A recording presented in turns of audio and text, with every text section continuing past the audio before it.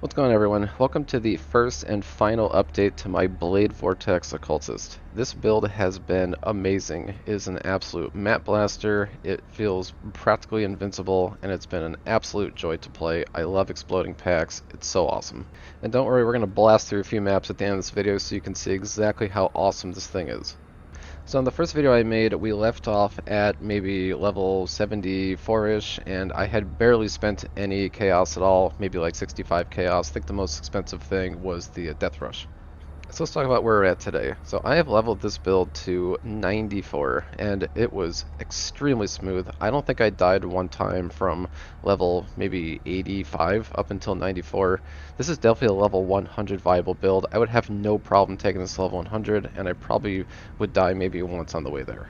We have some really stiff defenses here. We have 14k armor, 23k evasion, our resistances are overcapped along with cast resistance, and we have 82% spell suppress, 92% with our flask up.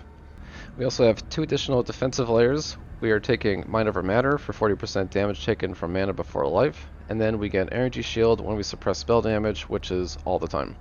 This means we have a health pool of approximately 6,000, which feels really good. And this is energy shield that we don't use that often. The only thing the energy shield is used for is casting Blade Vortex, which, as you can see, requires pretty much nothing. I can cast this forever and I never go down.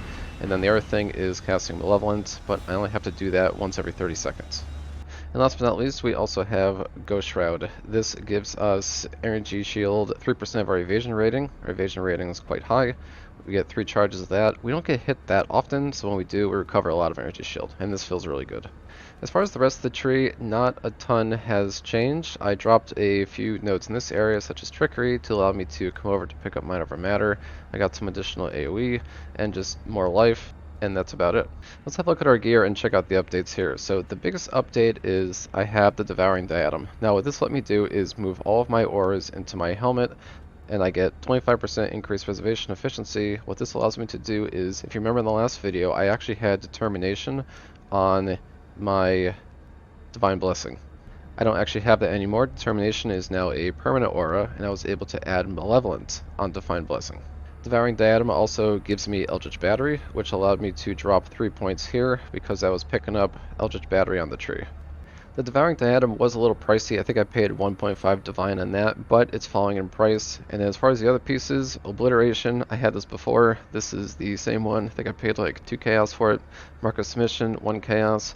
These gloves I picked up maybe like 10 Chaos. They're not that expensive. The belt I think I actually found. I've been running a lot of Abyss, so my stash is full of Stygian Vises, and so I think I found this one. The boots I picked up, and then I just crafted movement speed and chance to gain onslaught. The shield I got recently with additional spell suppress, evasion rating, big life, and 3 resists. Solstice Vigil, this was pretty expensive, but I was farming Shaper, and so I actually found this one on my own, and so just decided to use it. And then the chest is the same one that I just rolled with essences, so no big deal there. And then Death Rush is the same one. I think I paid 65C, but they're coming down in price. For my flasks, I have a life flask that grants immunity to bleeding and corrupted blood, and then the rest of the flasks are an armor flask with additional evasion, an evasion flask with additional armor, a jade flask, a quartz flask. I originally had phasing on kill, but it was only 8%. It didn't feel consistent enough. I didn't particularly like it, so I'm running a dedicated quartz flask, and then a quicksilver flask with additional movement speed. And all these flasks are used when charges reach full, and they all have increased duration. All of my gems are fully leveled. They're all level 20. Some of them have 20 quality if it actually mattered. If it didn't matter, then I didn't bother doing 20 quality. Every 30 seconds I also hit Malevolent, and that gives me some additional damage over time. So let's run our map so you can see how this thing performs. One note before we run the maps, it doesn't really matter what mods are on the map, with the exception of no regen. I haven't really tried running those. I don't think it would work too well. As far as damage mods, more life, it really doesn't matter. There's really nothing that makes it unsafe to run. This map's not super rippy, but it should be fun enough.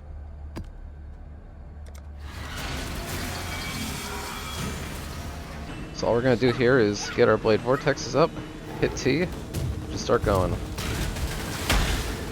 As soon as we get our Plague Bearer full,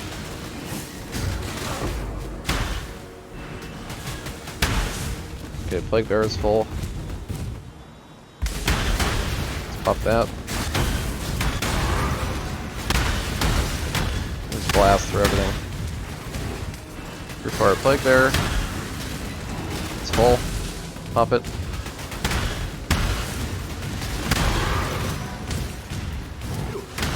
And honestly, I'm just shield charging as fast as I can. That's the playstyle here.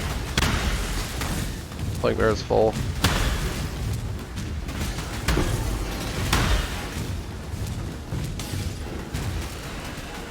Fill up our Plague Bearer. Pop it. Okay, we'll save it. We'll go to the boss. Pop our Vol BV.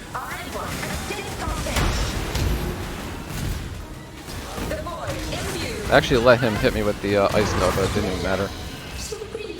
This build is not a great bosser, but it's also not terrible. Okay, last thing I'm going to do is an expedition. I've already set everything up, I've made it super rippy, and we're just going to try to explode the entire expedition. So I'm actually going to move out of here, just wait.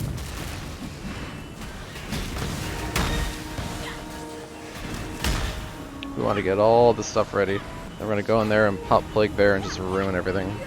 Okay, and here we go.